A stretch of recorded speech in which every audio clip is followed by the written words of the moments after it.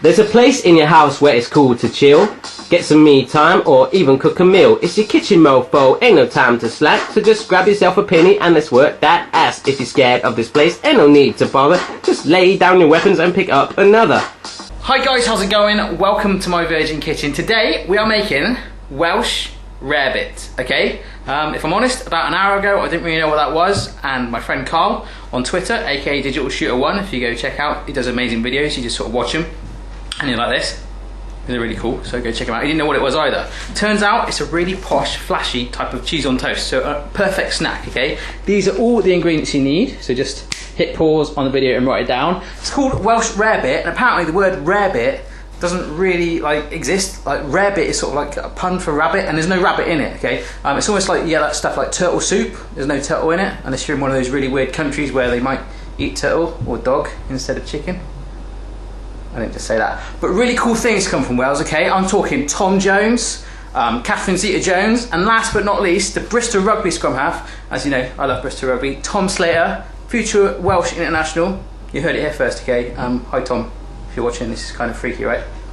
Anyhow, let's just get on and make this. First thing I've done is grab some bread, some nice big thick crusty bread from the shop, and cut it into like doorstop thickness like that. Loving it. So do that, and we're literally just going to toast it and get out of the way. You could toast it, or you could even grill it, sort of like a crostini sort of thing with nice lines down the middle, but I'm going to be lazy and use a toaster. So let's get on and cook. Okay, so this is possibly going to be the most simplest steps I'm ever going to ask you to do during the whole history of my Virgin Kitchen. So basically, grab your bread and slice it into doorstep thickness like that. Make sure it fits in your toaster. It does, luckily. I've off camera just had that moment when I was like, it did fit. Okay, so I'm going to put them both in there.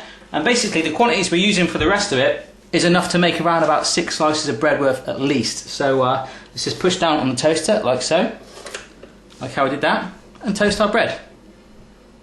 That's it. Okay, so while I'm waiting for that toast behind me, I'm going to quickly show you this cool app I've got. It's from a comedian called Keith Lemon. I'm just going to show you, it makes you talk like this. You know what I like? A baked potato. I've never actually seen me do that before. I've done it to friends, but actually kind of looked like me, didn't it? Anyhow, I think the toast is done. Yep, my toast is done, and as some cool people might say, it is looking crunk, okay? So I'll just put that to one side. Get yourself a little bit of heat there on a hob, like so, and a pan. And what we're going to do is pour in our milk, like this. This is milk, it's not breast milk. It is just normal milk, okay? In that goes, and also 1 tablespoon of plain flour. Just scatter that in like so, and grab yourself a wooden spoon and just start to stir it through, and we're going to bring that to the boil slowly. Once it's there, we'll chuck in our cheese. Yeah.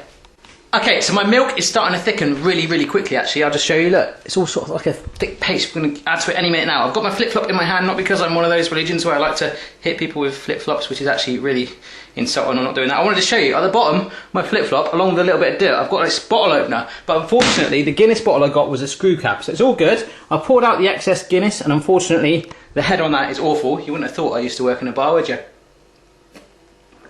Still tastes alright though. And that is our 120 mils of Guinness we're going to use, which will go in there any minute now. But, can you see?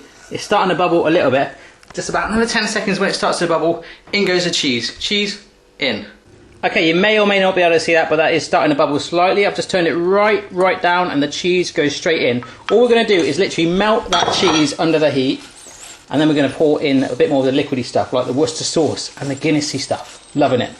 Alright, just to quickly tell you, you don't actually have to use Guinness.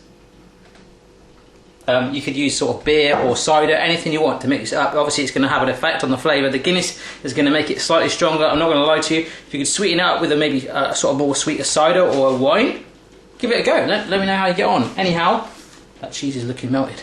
Let's carry on. Right, so the cheese is all melted in here. Look how soft and maneuverable it is. I love it. It's all good. So we're going to add more to it over this low heat. We're going to pour in our Guinness. Like so, all good, fizzing away a little bit. Okay, we're going to add in some breadcrumbs. These are ones I actually blended up with some old white bread I had. Well, not old, it wasn't stale, but we used it. Just going to pour that in there, but you can just get the stuff in the packets if you want. But I recommend the fresh stuff, it's all good. Let's give that a little stir around. Loving that. Wow, it's all fizzing around in there, it's having fun, it's dancing. So, a little bit of mustard powder for some more flavour. Shot of that, cha-ching, which is around about a heaped teaspoon.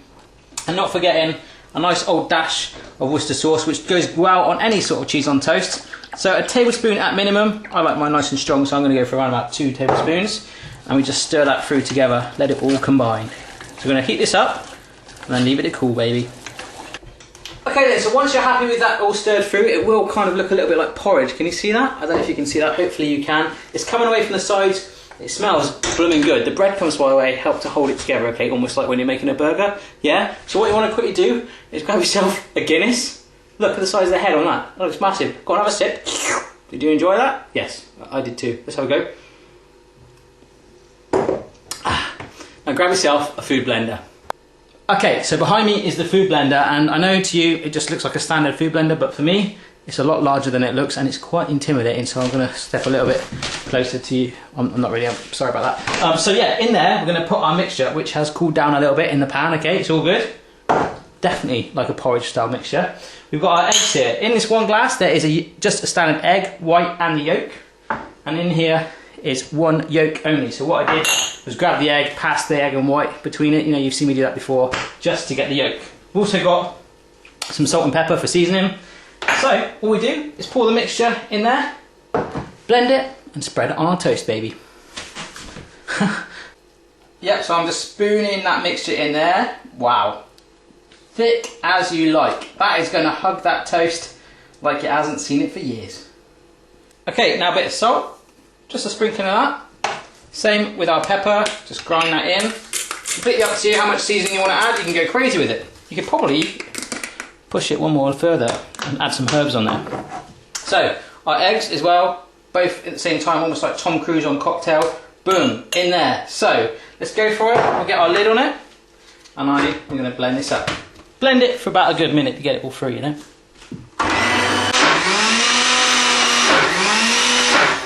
I think it's on its last legs. I need to invest in a better blender. Kind of like those videos, Will It Blend? Blend Tech?